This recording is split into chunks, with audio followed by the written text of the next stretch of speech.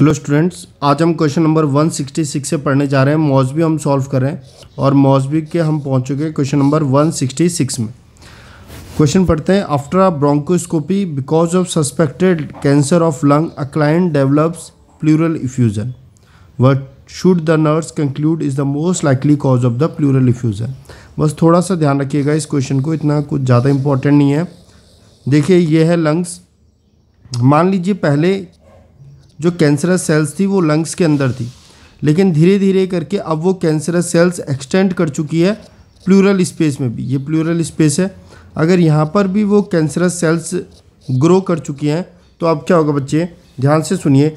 यहाँ का जो ऑस्मोटिक प्रेशर है ना वो बढ़ जाएगा सेल्स की वजह से, जिसकी वजह से फ्लूइड प्लूरल स्पेस में मूव करेगा, और जब फ्लूइड यहाँ पर बढ़ जाएगा तो उसकी वजह से हो जाएगा प्लूरल इफ्यूजन। समझ में आया? तो जस्ट अगर कभी ये क्वेश्चन आपसे फ्यूचर में आता है कि ब्रोंकोस्कोपी के बाद उसको प्लूरल इफ्यूजन क्यों हो गया, तो हमें बताना है इसीलिए हो गया क्योंकि जो कैंसरस लीजन्स थे वो एक्सटेंड हो गए, यानी वो अब प्लूरल स्पेस में भी हो गए, जिनकी वजह से उनका जो प्लूरल स्पेस है उनका ऑनकोटिक प्रेशर, उसका ऑनकोटिक प्रेशर क्या कर गया है, बढ़ गया। और जब ऑनकोटिक प्रेशर बढ़ता है तो फ्लूइड उस तरफ खींचा चला आता है, जिसकी वजह से प्लूरल इफ्यूजन देखने को मरीज में मिल रहा है। चलिए नेक्स्ट क्वेश्चन की तरफ बढ़ते हैं। Next question number 167। ये कह रहा है client who is to be admitted for minor surgery has a chest radiograph. X-ray कराया गया मरीज का। As a part of pre surgical physical the nurse is notified that radiographic reveal that the client has pulmonary tuberculosis. एक मरीज का x ray कराया और x ray देखने के बाद पता चला कि मरीज को ट्यूबरक्लोसिस है, टीबी है। तो ऐसा क्या देखा होगा एक्सरे में जो पता चला होगा कि उसको टीबी है? What evidence of TB is provided by the radiograph. X-ray में ऐसा क्या देखा होगा जिससे पता चला होगा कि उस मरीज को टीबी है? सिंपल सा है, हम थ्योरी में कई बार पढ़ते हैं। मान लीजिए ये लंग्स है बच्चे, तो लंग्स में क्या होता है, कई बारी आपने पढ़ा भी होगा, हमें देखने को मिलता है। वैसे वाइट कलर का होता है पर मैं दूसरे कलर से यहाँ पे बना रहा हूँ। इस तरीके से गौन से ट्यूबरकल आपको देखने को मिलते हैं। इसलिए कई बार ये क्वेश्चन टारगेट हाई में भी पूछा जाता है कि गॉन्स ट्यूबरकल किस में देखे जाते हैं, ट्यूबरक्लोसिस में। इस तरीके से वाइट कलर के धब्बे आपको एक्सरे में चेस्ट में नज़र आएंगे, तो आप समझ जाएंगे कि ये पेशेंट है, उसको क्या है, टीबी, या फिर प्रीवियस उसको टीबी रहा है या फिर एक्टिव टीबी है। ठीक है, तो गॉन्स ट्यूबरकुलाई देखा होगा, तब जाकर उन्हें पता लगा होगा कि इसको टीबी है। तो आंसर में देखते हैं। आंसर नंबर 3 देखिए, कैविटीज कॉज्ड बाय सिजेशन। जो कैविटीज़ बनी हुई है, वाइट कलर की जो कैविटीज़ बनी होती है जिन्हें हम गॉन्स ट्यूबरकुलाई कहते हैं, उनको देखकर ये पता चला होगा कि मरीज को क्या है, टीबी है। समझ में आया है क्वेश्चन? मैं आपको गॉन्स ट्यूबरकुलाई दिखाता हूँ। ये देखिए, ये गॉन्स ट्यूबरकुलाई है, वाइट कलर का आप देख सकते हैं। इस तरीके से चेस्ट में कैविटी बनी होगी, ये गॉन्स ट्यूबरकुलाई है। ठीक है, आगे बढ़े। याद रखिएगा, जब भी गॉन्स ट्यूबरकुलाई का नाम आए याद रखना उस पेशेंट को क्या है, टीबी है। Next question number 168। An older adult who alternatively lives in a homeless shelter and on the street is brought to the emergency department by friends. The client has, एक मरीज को हॉस्पिटल में लाया जाता है। मरीज को बुखार है, फीवर है, नाइट स्वेट है, ब्लड टिंज्ड प्रोडक्टिव कफ है। The health care provider suspect that the client has TB. इन लक्षणों को देखकर डॉक्टर को लगता है कि इसको टीबी हो सकता है। And orders a purified protein derivative. और डॉक्टर ने टीबी का पता लगाने के लिए कहा कि इसका पीपीडी टेस्ट करो, प्यूरिफाइड प्रोटीन डेरिवेटिव टेस्ट, और इसका चेस्ट एक्सरे करो, और इसका स्पूटम कल्चर करो। तीनों करो, पीपीडी भी करो, चेस्ट एक्सरे भी करो, और स्पूटम कल्चर भी करो। Place these intervention in order that they should be performed. अब हमें ये बताओ कि सबसे पहले कौन सा टेस्ट होगा, फिर कौन सा टेस्ट होगा, और फिर कौन सा टेस्ट होगा। तो सबसे पहले याद रखिएगा, जब भी मरीज़ हमारे पास आता है और हमें लगता है कि उसको टीबी हो सकता है, सबसे पहले उसको बच्चे अलग कमरे में रखो। एयरबॉर्न प्रिकॉशन, सबसे पहले एयरबॉर्न प्रिकॉशन लो। पेशेंट को आइसोलेट करो, उसको एक अलग कमरे में रखो। ठीक है, और जिस कमरे में वो रहे ना, ये कहा जाता है वहाँ पर कम से कम 6 एयर एक्सचेंज होने चाहिए।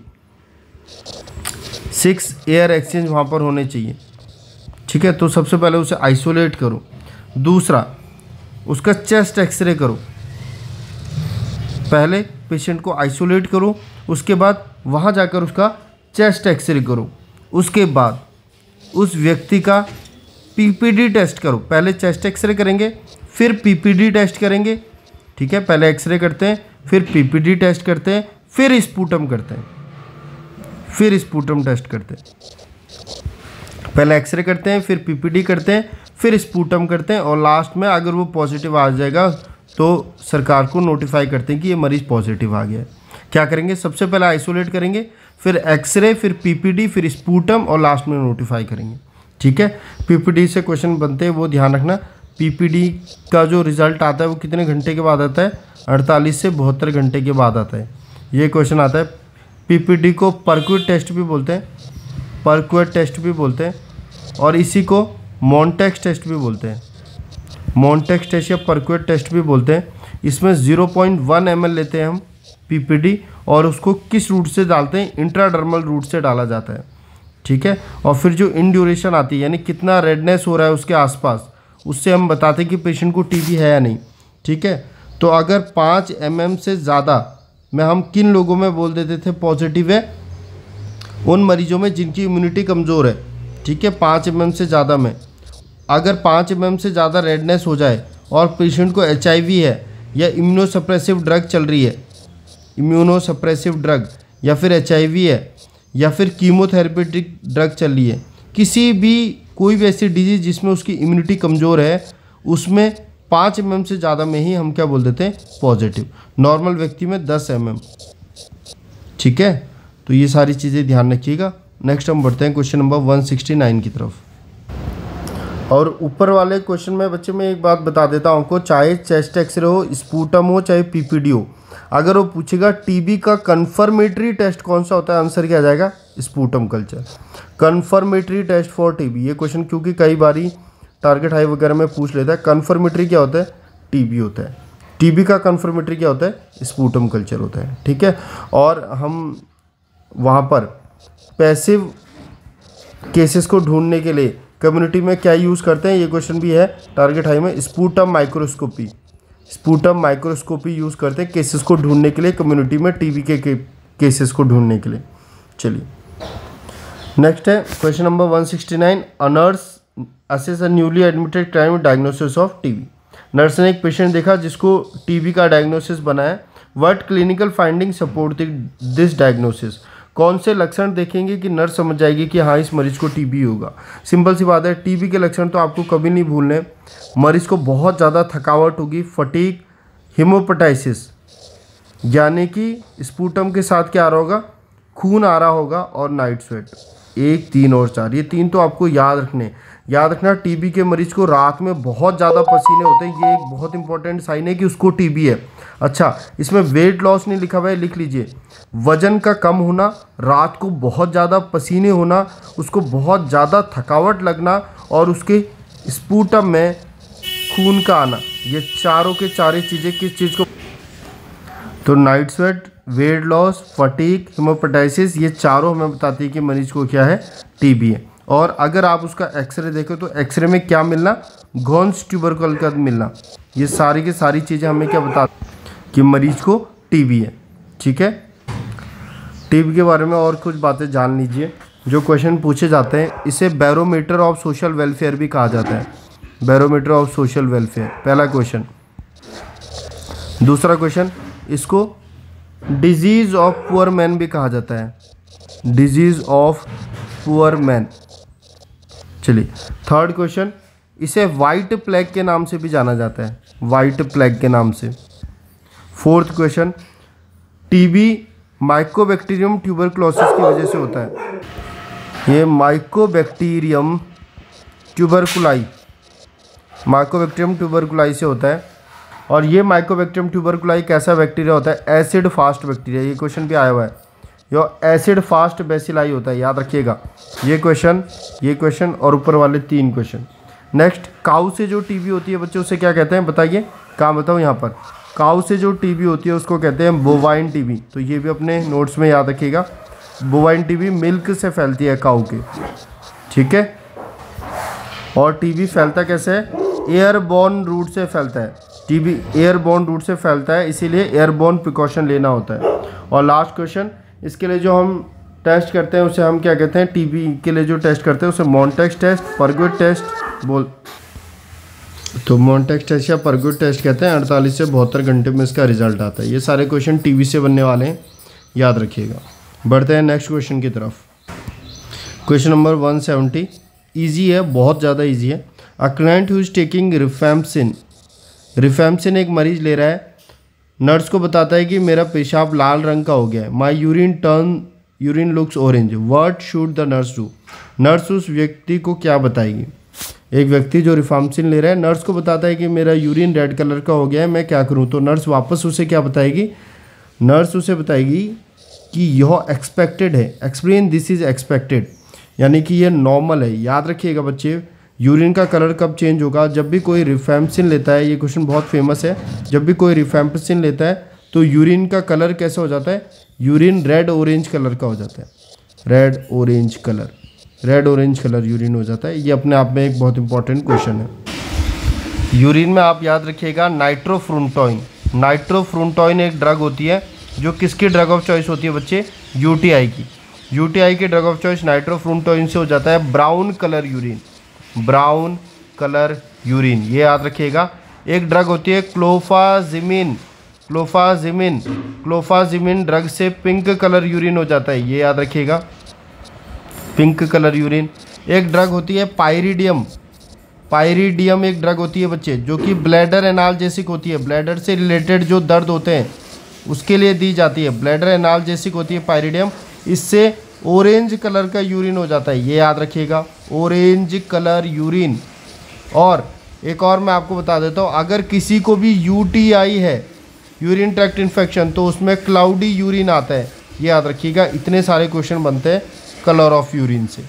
ठीक है, आगे बढ़ते हैं। रिफैम्सिन, नाइट्रोफ्रुंटोइन, क्लोफाजिमिन, पायरिडियम और यूटीआई, इतने तो आपको एटलीस्ट याद रखने हैं।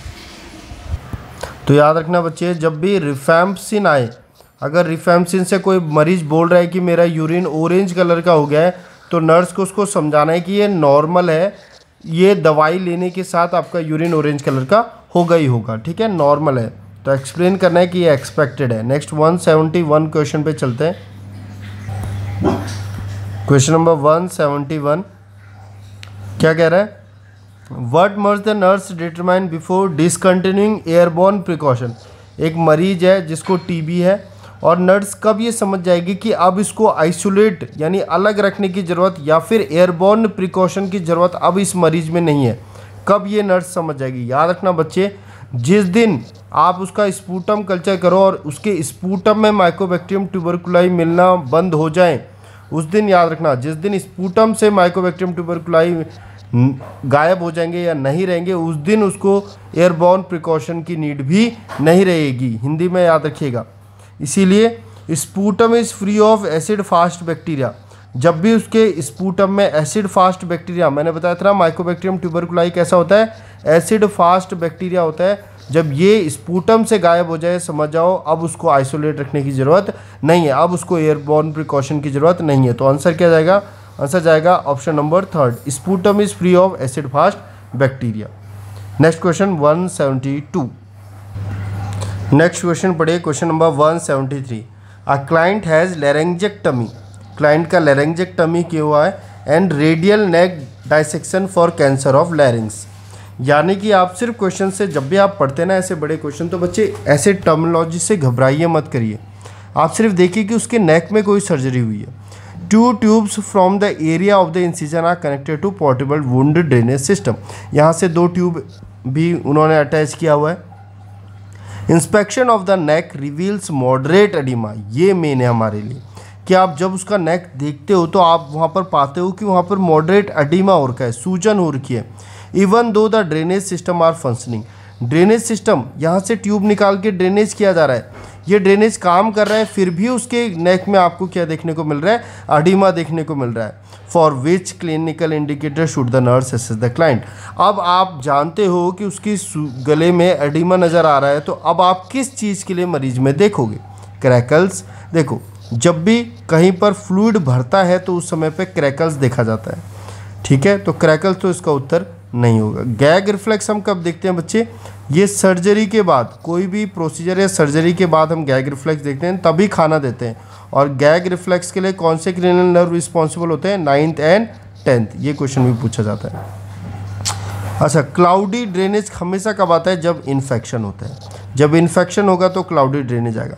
तो इसका सही आंसर जो है बच्चे वो है रेस्टलेसनेस। अब कैसे, ये बात ध्यान से सुनो। अगर नेक में एडिमा हो रहा है तो बच्चे उससे क्या होगा? अगर गले में सूजन हो रही है, एडिमा हो रहा है, तो क्या वो अच्छे से रेस्पिरेशन कर पाएगा? नहीं, यानी कि ऑक्सीजन हो जाएगा कम। और जैसे ही मरीज में ऑक्सीजन कम होगा तो कम ऑक्सीजन होने का पहला लक्षण क्या होता है? रेस्टलेसनेस। रेस्टलेसनेस पहला लक्षण होता है हाइपोक्सिया का, इसीलिए इसका आंसर जाएगा रेस्टलेसनेस। यानी कि नर्स देखेगी कहीं ऑक्सीजन तो कम नहीं हो रही है, कहीं हाइपोक्सिया तो नहीं हो रहा है, और उस चीज़ को देखने के लिए, क्योंकि वो जानती है हाइपोक्सिया का पहला लक्षण रेस्टलेसनेस होता है, इसलिए वो सबसे पहले रेस्टलेसनेस को देखेगी। ठीक है, तो ये था क्वेश्चन नंबर 173। आगे बढ़ते हैं। मुझे क्वेश्चन नंबर 172 जो है, 172 मैंने जानबूझ के छोड़ा हुआ है क्योंकि ऐसा इतना इंपॉर्टेंट नहीं है, इसको ध्यान नहीं दीजिएगा।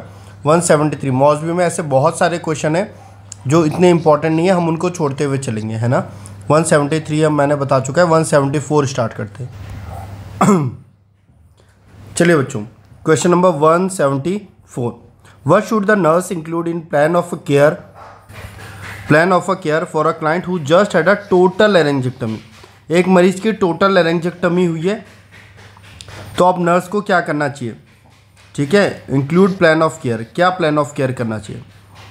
तो बच्चे जाहिर सी बात है, जब भी एडिमा या फिर नेक रीजन में कोई सी भी सर्जरी होते हैं ना बच्चे, और ट्रैकेस्टमी वगैरह लगी होती है या लैरिंजेक्टमी होती है, आपको ध्यान रखना है कहीं ऐसा तो नहीं कि नेक में सीक्रेशंस वगैरह जमा हो रहे हो, क्योंकि अगर सीक्रेशन वगैरह जमा हो गए तो उसकी वजह से होगा एडिमा, और एडिमा की वजह से हो सकता है कि व्यक्ति की मृत्यु हो जाए अगर ऑक्सीजन सही से डिलीवर नहीं होगी, अगर उसे डिज्निया वगैरह होगा तो। इसीलिए हमें ध्यान रखना है वहाँ पर सीक्रेशंस वगैरह ना हो। इसीलिए इसका आंसर क्या जाएगा बच्चे? टोटल लैरिंजेक्टमी के बाद प्लान ऑफ केयर में नर्स ये ध्यान रखेगी, suctioning the tracheostomy tube whenever required. जब जब उसे लगे तब तब उसको जो टीटी ट्यूब लगा हुआ है ना गले में, उसको सक्शनिंग करनी है। ठीक है, ताकि वहाँ पर सीक्रेशंस जमा ना हो, ट्यूब ब्लॉक ना हो। समझ में आया? तो बहुत इजी क्वेश्चन था। नेक्स्ट क्वेश्चन की तरफ बढ़ते हैं। Question number 175। Which nursing action is most important when suctioning the secretion of a client with a tracheostomy. अगर किसी भी मरीज की जिसको ट्रैकेस्टमी लगा हुआ है, आप उसकी सक्शनिंग कर रहे हो, तो आपको क्या ध्यान रखना है? सिंपल सा आंसर है बच्चे। एक क्वेश्चन जो मैंने कई बार पिछली वीडियोस में भी आपको बताया, कभी भी जब आप सक्शन कैथेटर को डाल रहे हो तब सक्शन नहीं करते हो। जब आप सक्शन कैथेटर को वापस निकाल रहे हो ना रोटेटरी मोशन में, उस समय पर सक्शन ऑन किया जाता है। और यही तो इसका उत्तर है। देखिए यहाँ पर लिखा हुआ है initiate suction as the catheter is withdrawn. जब कैथेटर को डालने के बाद, सक्शन कैथेटर को डालने के बाद वापस खींचा जाता है रोटेटरी मोशन में, उस समय पर सक्शन किया जाता है। डालते समय कभी भी सक्शन नहीं करते हैं, ये पॉइंट ध्यान रखिएगा। इस पॉइंट से कई बार क्वेश्चन बनते हैं, और मैं पिछली भी वीडियोस में बता चुका हूँ, और अभी भी देखिए क्वेश्चन बन गया है। ठीक है, तो विड्रॉन यानी जब निकाला जा रहा है तब सक्शन करना है, 10 सेकंड तक करना है। और सक्शन करने से पहले मरीज को 100% ऑक्सीजन दे देनी है ताकि उसको हाइपोक्सिया ना हो। चलिए आगे बढ़े, नेक्स्ट क्वेश्चन देखते हैं 176। Question number 176। A client just had thoracentesis, यानी कि बच्चे चेस्ट से क्या निकाला गया है? ड्रेनेज निकाला गया है ट्यूब के रास्ते। तो थोरेकोसेंटेसिस हुआ। For which response it is most important for the nurse to observe the client. किस चीज़ के लिए नर्स सबसे गौर से देखेगी? अगर किसी मरीज का थोरेकोसेंटेसिस हुआ है, उसके बाद क्या ऐसा हो रहा है कि नर्स गौर से देखेगी? सिंपल सा आंसर है बच्चे। मुझे बताओ, यहाँ से फ्लूइड वगैरह निकला है ना, तो नॉर्मल फ्लूइड वगैरह यहाँ से आउट हो गया। लेकिन अगर यहाँ से आपको ब्लीडिंग होने लग जाए या फिर ब्लड निकलने लग जाए, तो आप समझ जाओगे, अगर ट्यूब से ब्लड निकल रहा है तो आप समझ जाओ यानी कि थोरेकोसेंटेसिस के दौरान लंग डैमेज हो चुके। और अब जब डैमेज्ड लंग से ब्लड निकल रहा है तो नर्स समझ जाएगी कि ये तो खतरे की बात है, हमें डॉक्टर को इन्फॉर्म करना चाहिए, इसलिए वो हेल्थ केयर प्रोवाइडर को इन्फॉर्म करेगी। याद रखना, एक्सपेक्टोरेशन ऑफ ब्लड। एक क्वेश्चन हमने पहले पढ़ा था, ब्रोंकोस्कोपी के बाद ब्लड आना नॉर्मल होता है, हल्का फुल्का ब्लड आना नॉर्मल होता है ब्रोंकोस्कोपी के बाद। ये क्वेश्चन भी बनता है कि ब्रोंकोस्कोपी के बाद ब्लड आ रहा है तो क्या करेंगे। अगर थोड़ा बहुत सिर्फ ऐसे चीटे से ब्लड के आ रहे हैं तो वो नॉर्मल होता है, डॉक्टर को इन्फॉर्म करने की ज़रूरत नहीं है। ये क्वेश्चन यहाँ से बनता है। लेकिन थोरेकोसेंटेसिस के बाद ब्लड आना एक खतरे की बात है, हमें डॉक्टर को इन्फॉर्म करना है। ठीक है, क्वेश्चन नंबर 177 में चलते हैं। Question number 177, a client with pulmonary embolus, एक पेशेंट को पल्मोनरी इम्बोलस हुआ है, इज इंट्यूबेटेड, उसको इंट्यूबेट किया गया है और उसको मैकेनिकल वेंटिलेशन में रखा गया है। विच nursing action is important when suctioning the ET tube. अगर आप ईटी ट्यूब को सक्शनिंग कर रहे हो, ईटी ट्यूब की सक्शनिंग कर रहे हो, तो उससे पहले नर्स क्या ध्यान रखेगी। बहुत ज़्यादा कॉमन क्वेश्चन है, बहुत बारी पूछा जाता है। जब भी आप सक्शनिंग करते हो, सक्शनिंग करने से पहले भी उस मरीज़ को 100% ऑक्सीजन दिया जाता है और सक्शनिंग करने के बाद भी उस मरीज़ को 100% ऑक्सीजन दिया जाता है। इस बात का ध्यान रखना, यही वो पूछ रहा है, आंसर भी यही होगा। ईटी ट्यूब की सक्शनिंग करने से पहले नर्स क्या ध्यान रखेगी, hyper oxygenate with 100% before and after suctioning. Suctioning से पहले भी मरीज को 100% ऑक्सीजन दो, हाइपर ऑक्सीजनेट करो, और सक्शनिंग के बाद भी उसको 100% ऑक्सीजन दो। इजी क्वेश्चन है। ठीक है, मैं सारे ऑप्शंस में इसीलिए टाइम ख़राब नहीं कर रहा हूँ क्योंकि मौसवी एक बहुत बड़ी बुक है बच्चे, बहुत ज़्यादा बड़ी बुक है। तो मौसवी करने के बाद हम एनक्लेक्स में जाएंगे, तो जाहिर सी बात है हम हर क्वेश्चन से उसका मेन पॉइंट सीखते हुए आगे बढ़ेंगे और उसके बाद हम एनक्लेक्स भी डिस्कस करेंगे। ठीक है, तो यहाँ पर ये पॉइंट ध्यान रखना बस कि हाइपर ऑक्सीजनेट करते हैं सक्शनिंग से पहले। क्वेश्चन नंबर 178 की तरफ बढ़ते हैं। Question number 178, in the first 2.5 hour after radial neck dissection, radial neck dissection और क्या है, पहले 2.5 घंटे में 40 ml आ गया है red bloody fluid, is obtain from the client drainage system, what should the nurse do. किसी व्यक्ति का रेडियल नेक डाइसेक्शन हुआ है, पहले 2.5 घंटे में ही 40 ml रेड कलर का फ्लूइड आ चुका है, नर्स को क्या करना चाहिए।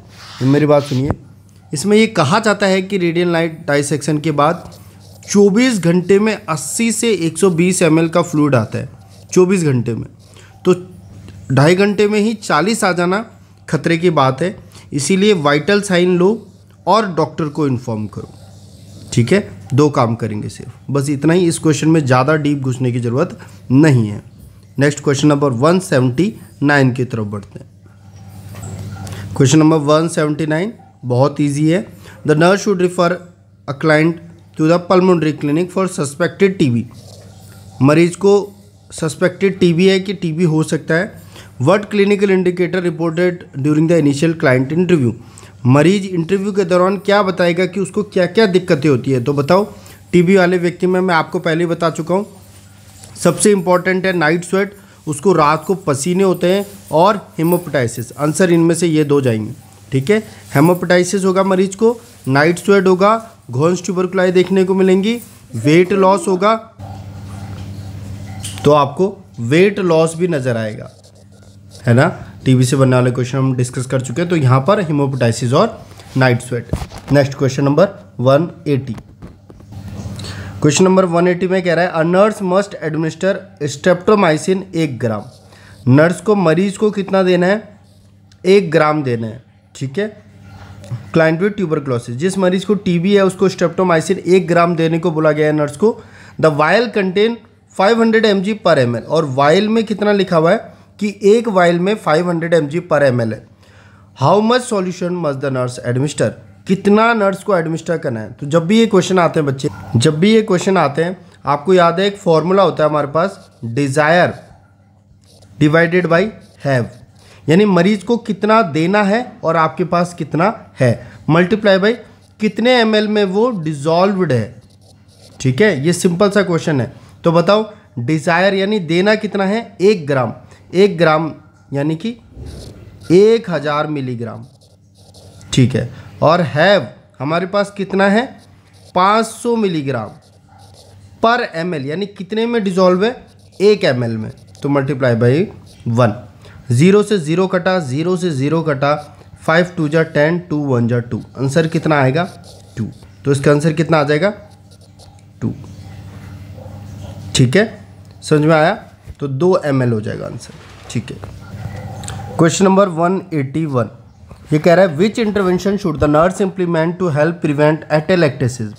याद रखना बच्चे, सर्जरी के बाद 2 चीज़ें सबसे ज़्यादा मरीज को होती है। अगर जीआई पर्सपेक्टिव से बात करें तो जीआई में मरीज को क्या होता है, उसका पेरिस्टाल्सिस डिक्रीज हो जाता है, पेरिस्टाल्सिस का कम होना सर्जरी के बाद जीआई में। और रेस्पिरेशन में बात करें तो एटिलेक्टेसिस, ये 2 चीज़ें हैं जो सबसे ज़्यादा मरीज में देखे जाती हैं। सबसे कॉमन कॉम्प्लिकेशन भी है पेरिस्टाल्सिस का डिक्रीज होना, क्या कहलाते हैं,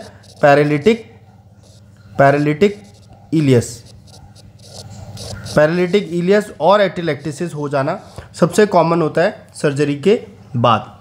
अब इस मरीज को हो चुका है atelectasis, client with fractured rib as a result of chest trauma. मरीज को चेस्ट ट्रॉमा हुआ था, उसकी वजह से रिब फ्रैक्चर हुआ और मरीज को एटिलेक्टेसिस हो गया है। तो अब क्या नर्स करेगी, चेस्ट ट्रॉमा के बाद मरीज का फ्रैक्चर्ड रिब्स हो गया है, तो एटिलेक्टेसिस से बचाने के लिए नर्स उसको क्या करेगी। तो याद रखना, कई बार ये क्वेश्चन पूछा जाता है, एटिलेक्टेसिस से बचाने के लिए आप क्या करते हो बच्चे, उसको बोलते हो गहरी सांस अंदर लो, डीप ब्रीदिंग करो, कफिंग करो, जिसकी वजह से क्या होगा, देखो एटिलेक्टेसिस में क्या करते हैं, एल्वुलाई क्या कर जाते हैं, कोलैप्स कर जाते हैं, एल्वुलाई कोलैप्स कर जाते हैं। ठीक है, तो हमेशा एटिलेक्टेसिस से बचाने के लिए आप यही बताओगे, encourage coughing and deep breathing. याद रखना बच्चे, बहुत सारे एग्जाम्स में टारगेट हाई में अलग अलग तरीके से क्वेश्चन पूछा होगा, लेकिन आंसर सबका सेम है। एटिलेक्टेसिस से बचाने के लिए मरीज को कहना है कि कफ करो और डीप ब्रीदिंग करो, गहरी गहरी सांस लो और कफिंग करो, तो आपके एल्वुलाई कोलैप्स नहीं होंगे। ठीक है, एटिलेक्टेसिस में डिमिनिश्ड ब्रेथ साउंड देखने को मिलता है, ये क्वेश्चन आता है, डिमिनिश्ड ब्रेथ साउंड। ठीक है, एटिलेक्टेसिस में पल्मोनरी इफ्यूजन में भी डिमिनिश्ड ब्रेथ साउंड देखने को मिलता है, न्यूमोथोरैक्स में भी डिमिनिश्ड ब्रेथ साउंड देखने को मिलता है। तो ये देख लेना बच्चे, कहाँ कहाँ पर डिमिनिश्ड ब्रेथ साउंड देखने को मिलता है, ये क्वेश्चन अलग से आता है। ठीक है, क्वेश्चन नंबर 182 में बढ़ते हैं। क्वेश्चन नंबर 182, ये क्या कह रहा है, the ABG of a client, arterial blood gas कराया किसी क्लाइंट का जिसको सीओपीडी है। ठीक है, डेटेरियोरेट, वो खराब होता जा रहा है ABG, and respiratory failure is impending, और धीरे धीरे मरीज रेस्पिरेटरी फेलियर की तरफ बढ़ रहा है। For which clinical indicator should nurse assess first. यानी कि बच्चे, किसी व्यक्ति को सीओपीडी है और धीरे धीरे उसकी ईबीजी और ख़राब आते जा रही है और धीरे धीरे मरीज रेस्पिरेटरी फेलियर की तरफ बढ़ रहा है, तो नर्स सबसे पहले किस लक्षण को ऑब्जर्व करेगी। मैं आपको बता चुका हूँ बच्चे, जब भी ऑक्सीजन कम होता है या फिर हाइपोक्सिया हम उसे बोलते हैं, जब भी हाइपोक्सिया होता है तो मरीज में सबसे पहले देखने को मिलता है रेस्टलेसनेस। ये क्वेश्चन भी आता है, first sign of hypoxia is restlessness and the last sign of hypoxia is cyanosis, and the last sign of hypoxia is cyanosis. Conscious patient में बच्चे, कॉन्शियस पेशेंट में अगर कोई व्यक्ति कॉन्शियस है तो उसमें कम ऑक्सीजन का पहला लक्षण होगा रेस्टलेसनेस और सेकंड लक्षण होगा साइनोसिस, सेकंड नहीं लास्ट। लेकिन अगर कई बार आजकल क्वेश्चन आ रहा है अनकॉन्शियस व्यक्ति में सबसे पहला लक्षण कौन सा होगा, तो आप मुझे बताओ बच्चे, क्या अनकॉन्शियस व्यक्ति रेस्टलेसनेस हो सकता है? नहीं। क्या वो शो कर सकता है रेस्टलेसनेस? नहीं, क्योंकि वो तो अनकॉन्शियस है। तो ऐसे समय पर हम कहते हैं कि इसका जो फर्स्ट साइन होता है वो होता है साइनोसिस। क्या होता है? साइनोसिस। तो अनकॉन्शियस पेशेंट में फर्स्ट साइन डिक्रीज ऑक्सीजन का साइनोसिस होता है। ठीक है, याद रखना। लेकिन सुनो, क्वेश्चन में यहाँ पर हमसे क्या पूछ रहा है? क्वेश्चन में हमसे पूछ रहा है कि अब उसका ईबीजी खराब हो रहा है और उसको रेस्पिरेटरी फेलियर हो सकता है सीओपीडी के बाद, तो नर्स किस चीज़ को देखेगी? आंसर जाएगा बच्चे मेंटल कन्फ्यूजन। साइनोसिस नहीं जाएगा, क्योंकि आंसर में क्वेश्चन में पूछा हुआ है फर्स्ट, सबसे पहले क्या देखने को मिलेगा? तो सबसे पहले देखने को मिलेगा रेस्टलेसनेस। और जब भी व्यक्ति रेस्टलेसनेस होता है, व्यक्ति में ऑक्सीजन की कमी होती है, तो व्यक्ति में मेंटल कन्फ्यूजन देखने को मिलता है। Mental confusion, mental confusion. ठीक है, तो decrease oxygen to the vital centre in the brain result in restlessness and confusion. जब ऑक्सीजन कम होगा ब्रेन के वाइटल ऑर्गन्स में, सेंटर्स में, तो व्यक्ति में सबसे पहले mental confusion, restlessness, mental confusion ऐसे लक्षण देखने को मिलेंगे। अगर यहाँ पर फर्स्ट नहीं लिखा होता तो आंसर कुछ भी जा सकता था, लेकिन सबसे पहला पूछा गया है तो मेंटल कन्फ्यूज़न, जो कि कम ऑक्सीजन की वजह से व्यक्ति को हो रहा है। और अगर यहाँ पे पूछता लास्ट साइन तो तब साइनोसिस आंसर जाता, क्योंकि लास्ट साइन क्या है, साइनोसिस। ठीक है, आगे बढ़ते हैं। Question number 183। क्वेश्चन नंबर 183 बहुत ही ईजी है। ये कह रहा है nurse is caring for a client with severe डिज्निया। एक मरीज है जिसे सांस लेने में बहुत दिक्कत हो रही है और उसको ऑक्सीजन दिया जा रहा है वेंचुरी मास्क के द्वारा। वेंचुरी मास्क से एक क्वेश्चन याद आता है, सीओपीडी में कौन सा मास्क सबसे आइडियल होता है, सबसे अच्छा होता है वेंचुरी मास्क। ठीक है, तो इस क्वेश्चन में वो क्या पूछ रहा है, एक मरीज को सांस लेने में बहुत दिक्कत हो रही है, उसको वेंचुरी मास्क के द्वारा ऑक्सीजन दी जा रही है। What should the nurse do when caring for the client. मरीज को केयर देते समय नर्स को किस बात का ध्यान रखना है। बच्चे याद रखो,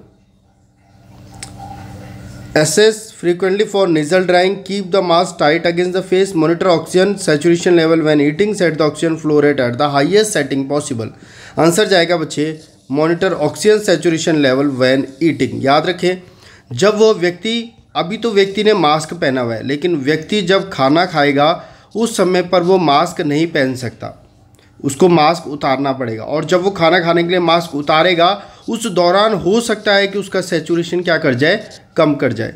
इसलिए कई बारी पीआर यादव या टारगेट हाई में क्वेश्चन भी पूछा गया है कि अगर व्यक्ति खाना खा रहा है और उसको पहले से कोई मास्क लगा हुआ है, लेकिन अब उसको खाना खाना है, तो खाना खाने के दौरान उसको हम कैसे ऑक्सीजन देंगे, हम उसको नेज़ल कैन्यूला लगाते हैं बच्चे। नेज़ल कैन्यूला, नेज़ल कैन्यूला आपने देखा होगा, दो इस तरीके से रहते हैं, एक पाइप रहती है और दोनों नोज़ में ये इस तरीके से नेज़ल कैन्यूला होता है। ठीक है, तो हम उसको नेज़ल कैन्यूला लगाते हैं जिससे कि वो खाना खा सके और उसको ऑक्सीजन भी मिल जाए। ठीक है, और याद रखना एक क्वेश्चन और मौजूद में है कि कोई व्यक्ति है वो मास्क में है लेकिन उससे मिलने के लिए लोग आए हैं, उसको उनके साथ बातें करनी है, कैसे करेगा, मास्क से साथ तो नहीं कर पाएगा, तो नेज़ल कैन्यूला लगा देते हैं ताकि वो आराम से अपने रिश्तेदारों के साथ बातें कर पाए। ठीक है, क्वेश्चन नंबर 184 की तरफ बढ़ते हैं। क्वेश्चन नंबर 184 छोड़ दीजिए, क्वेश्चन नंबर 184 को छोड़ दीजिए, इतना इंपॉर्टेंट नहीं है, ना ही इससे कोई एग्जाम पॉइंट ऑफ व्यू से ऐसा कोई बड़ा क्वेश्चन बनता है। क्वेश्चन नंबर 185 में जंप करते हैं। क्वेश्चन नंबर 185 की तरफ बढ़ रहे हैं। A nurse is administering oxygen to a client with chest pain. एक व्यक्ति जिसको चेस्ट पेन हो रहा है और जो रेस्टलेस है उसको ऑक्सीजन दे रही है nurse. What method of oxygen administration will most likely prevent the further increase in the client anxiety level? Will prevent, कौन सा इनमें से कौन सा ऑक्सीजन एडमिनिस्ट्रेशन का मेथड नर्स यूज़ करेगी जिससे और आगे व्यक्ति की एंजाइटी और ना बढ़े। तो याद रखना बच्चे, कभी भी जब व्यक्ति को रिलैक्स करना होता है, क्योंकि ज़्यादातर जो आप मास्क यूज़ करते हो उससे व्यक्ति की एंजाइटी और ज़्यादा बढ़ती है, तो ऐसे कंडीशन में हमेशा नेज़ल कैन्यूला यूज़ किया जाता है ताकि व्यक्ति आराम से बैठा रहे और उसे ऑक्सीजन मिल सके। मैं आपको इमेज दिखा देता हूँ, ये देखिए, ये है नेज़ल कैन्यूला। तो हमेशा ये यूज़ करते हैं व्यक्ति को जब भी एंजाइटी से प्रिवेंट करना होता है। ठीक है, याद रखना, इसी नेज़ल कैन्यूला का यूज़ हम मास्क के दौरान खाने में इस्तेमाल करते हैं। अगर व्यक्ति को खाना होगा जबकि उसको मास्क लगा हुआ है तो नेज़ल कैन्यूला के द्वारा करवा दो, या फिर जब भी उसके रिलेटिव उससे मिलने आए हैं तो बात करने के लिए, या फिर जब उसको ज़्यादा घबराहट हो रही हो तो एंजाइटी को कम करने के लिए, क्योंकि मास्क से एंजाइटी बढ़ सकती है। ठीक है, नेक्स्ट क्वेश्चन की तरफ मूव करते हैं। Question number 186। A client who has acquired immunodeficiency syndrome. एक व्यक्ति जिसको एड्स है, डेवलप्ड बैक्टीरियल निमोनिया, उसे निमोनिया हो गया है, और admission to the emergency department. The client का पार्शियल प्रेशर ऑक्सीजन 80 mmHg था जब वो आया था। When the arterial blood gas are drawn again, जब दोबारा उसका चेक किया गया ABG, तो ये पाया गया कि उसके लेवल अब 80 से सीधा 65 हो चुके हैं। यानी जब वो इमरजेंसी डिपार्टमेंट में आया तब उससे निमोनिया था, तब हमने उसका जब ABG देखा तो उसमें partial pressure of oxygen 80 mmHg था। लेकिन बाद में जब दोबारा EBG करा गया तो अब उसका जो पार्शियल प्रेशर आ रहा है वो कितना आ रहा है, 65 आ रहा है। नर्स सबसे पहले क्या करेगी, याद रखिए बच्चे, 65% ऑक्सीजन सैचुरेशन होना बहुत कम है, बहुत ज़्यादा कम है। ऐसी कंडीशन में डॉक्टर को इन्फॉर्म करना या हेल्थ केयर प्रोवाइडर को इन्फॉर्म करना सबसे बड़ी प्रायोरिटी है, क्योंकि आप खुद से ऑक्सीजन के फ्लो रेट को बढ़ा या घटा नहीं सकते as a nurse in case of emergency, except in case of emergency. सिर्फ इमरजेंसी में ही आप मरीज को ऑक्सीजन दे सकते हो, उसके अलावा आप कभी भी ऑक्सीजन नहीं दे सकते। यहाँ पर क्योंकि 85 से उसका सैचुरेशन डायरेक्टली 65 हुआ है, तो आप इमीडिएटली क्या करिए, डॉक्टर को इन्फॉर्म करिए कि इनका सैचुरेशन बहुत डिक्रीज हो रहा है, क्या करें। ठीक है, नेक्स्ट क्वेश्चन नंबर 187, ये कह रहा है in addition to the treatment of underlying cause which medical intervention should the nurse anticipate will be included in the management of a client with acute respiratory distress syndrome. बच्चे कह रहा है एक व्यक्ति को एक्यूट रेस्पिरेटरी डिस्ट्रेस सिंड्रोम है ARDS, और ARDS के लिए और नर्स उसके मैनेजमेंट के लिए क्या इंक्लूड करेगी। सीधे तौर पर याद रखना इस क्वेश्चन का आंसर, जब भी किसी व्यक्ति को एक्यूट रेस्पिरेटरी डिस्ट्रेस सिंड्रोम होता है उसमें हम पॉजिटिव एंड एक्सपिरेटरी प्रेशर, यानी मैकेनिकल सेटिंग को, मैकेनिकल वेंटिलेटर को किस सेटिंग में रखते हैं, P प्रेशर हम देते हैं। याद रखना पॉजिटिव एंड एक्सपिरेटरी प्रेशर यह ऑक्सीजनेशन को इम्प्रूव करता है, और याद रखना ये ऑक्सीजनेशन को इम्प्रूव करता है और एल्वुलर कोलैप्स को भी बचाता है, एल्वुलाई को कोलैप्स होने से भी बचाता है। डायरेक्टली याद रखना ARDS में हम कौन सी सेटिंग यूज़ करते हैं, पॉजिटिव एंड एक्सपिरेटरी प्रेशर, यहाँ से एक क्वेश्चन बनेगा। ठीक है, ऑक्सीजन को इम्प्रूव करेगा, एल्वुलाई को कोलैप्स करने से बचाएगा। नेक्स्ट क्वेश्चन नंबर 188, चलिए question number 188, when caring for a intubated client, एक पेशेंट है इंट्यूबेटेड हो रखा है, रिसीविंग मैकेनिकल वेंटिलेशन, उस व्यक्ति को वेंटिलेटर पे रखा गया है। The nurse hears the high pressure alarm, और अब नर्स को सुनाई देता है high pressure alarm. What is the most appropriate action, सबसे मोस्ट अप्रोप्रिएट क्या करेगी नर्स। याद रखना बच्चे, वेंटिलेटर से 2 क्वेश्चन तो याद रख लेना, कब हाई प्रेशर अलार्म होता है और कब लो प्रेशर अलार्म बजता है। ये 2 क्वेश्चन कई बार पूछे गए हैं लास्ट एग्जाम्स में। हाई प्रेशर अलार्म कब कब आएगा, लो प्रेशर अलार्म कब कब आएगा। याद रखना इस क्वेश्चन का तो मैं आपको बता देता हूँ। हाई प्रेशर अलार्म एक बात याद रखना तब आता है जब वो जो ट्यूब है ना, जो ट्यूब है वेंटी की, वो सीक्रीशंस की वजह से क्या हो चुकी है, ऑब्स्ट्रक्ट हो चुकी है। खूब सारे सीक्रीशंस का वहाँ पर जमा हो जाना और ट्यूब का ऑब्स्ट्रक्शन हो जाना हाई प्रेशर अलार्म को लीड करता है। इसीलिए नर्स क्या करेगी, रिमूव करेगी उन सीक्रीशंस को सक्शनिंग के द्वारा, सक्शनिंग के द्वारा उन सीक्रीशंस को रिमूव करेगी, और जैसे ही सीक्रीशंस को रिमूव करेगी हाई प्रेशर अलार्म बजना बंद हो जाएगा। ठीक है, क्वेश्चन तो हमने देख लिया, लेकिन इससे बनने वाले क्वेश्चन देखते हैं। एक तो ये क्वेश्चन देखो बच्चे, हाई प्रेशर अलार्म कब कब आएगा, मेनली ये 4-5 कंडीशन है। किंक इन द ट्यूबिंग, अगर ट्यूब दब गई है कहीं से, किंक हो गया है तो हाई प्रेशर अलार्म आएगा। पेशेंट बाइटिंग ईटी ट्यूब, ये क्वेश्चन भी आता है कि अगर पेशेंट ने ईटी ट्यूब को बाइट कर लिया है तब कौन सा प्रेशर आएगा, हाई प्रेशर। अगर वो कहीं से दब गई है तो हाई प्रेशर। अगर काफ़ी ज़्यादा सीक्रीशंस उसके अंदर जमा हो गए हैं तो हाई प्रेशर। अगर पेशेंट को बहुत ज़्यादा कफिंग हो रही है तो हाई प्रेशर। ब्रोंकोस्पाज्म की कंडीशन में हाई प्रेशर। फॉरेन बॉडी आ चुकी है, हाई प्रेशर। लो प्रेशर कब आता है, अब ये देखिए, अगर वेंटिलेटर से वो डिस्कनेक्ट हो चुका है ईटी ट्यूब, वेंटी और ईटी ट्यूब डिस्कनेक्ट हो चुका है, लो प्रेशर अलार्म। कफ, जो ईटी ट्यूब का कफ है, अगर वो लीक कर रहा है तो लो प्रेशर। एक्सट्यूबेशन हो गया है पेशेंट का, ईटी ट्यूब हट गया है, लो प्रेशर। ठीक है, सिर्फ हाई प्रेशर और लो प्रेशर में ध्यान रखिए, ये 2 से क्वेश्चन बनते हैं। एक और इमेज दिखाता हूँ आपको। इस इमेज में देखिए, हाई प्रेशर अलार्म कब आएगा, increase secretions in the airway, decrease airway size due to wheezing, bronchospasm की वजह से, डिस्प्लेसमेंट ऑफ ईटी ट्यूब की वजह से, ऑब्स्ट्रक्शन ऑफ ईटी ट्यूब, चाहे वो किंक हो गया हो, चाहे वो वाटर हो ट्यूबिंग में, कफ गैग्स की वजह से, कफिंग की वजह से, या फिर ईटी ट्यूब को बाइट कर दिया गया हो, या फिर anxious patient fights baking on ventilator. Baking किसे बोलते हैं? वेंटिलेटर से जो व्यक्ति फाइट कर रहा होता है रेस्पिरेशन के, उसे बकिंग कहते हैं हम, ठीक है। लो प्रेशर अलार्म कब आएगा? जब डिस्कनेक्शन हो चुका है वेंटिलेटर से या फिर स्पॉन्टेनियस ब्रीदिंग रुक चुकी है। तो ये दो बहुत इंपॉर्टेंट क्वेश्चन है, high pressure alarm and low pressure alarm, ठीक है। ये इंपॉर्टेंट क्वेश्चन के बाद 189 की तरफ बढ़ते हैं। Question number 189। क्वेश्चन नंबर 189 में क्या कह रहा है? A client has ET tube, patient को ईटी ट्यूब लगी हुई है और उसको मैकेनिकल वेंटिलेशन पे रखा गया है। The nurse identifying that periodic suctioning में बी नेसेसरी। पेशेंट वेंटी में है और नर्स को लगता है कि उसको पीरियडिक सक्शनिंग करना जरूरी है। The nurse follow a specific protocol when performing this procedure, praise the step in order that they should be performed। एक पेशेंट है जो वेंटी में है और नर्स को क्या करना है? सक्शनिंग करनी है। तो नर्स किन स्टेप्स का फॉलो करेगी, किन स्टेप्स को फॉलो करेगी? तो बच्चे बहुत इजी है। सबसे पहले वो वाइटल साइन देखेगी पेशेंट के, उसके बाद लंग साउंड को ऑस्कल्टेट करेगी, सुनेगी।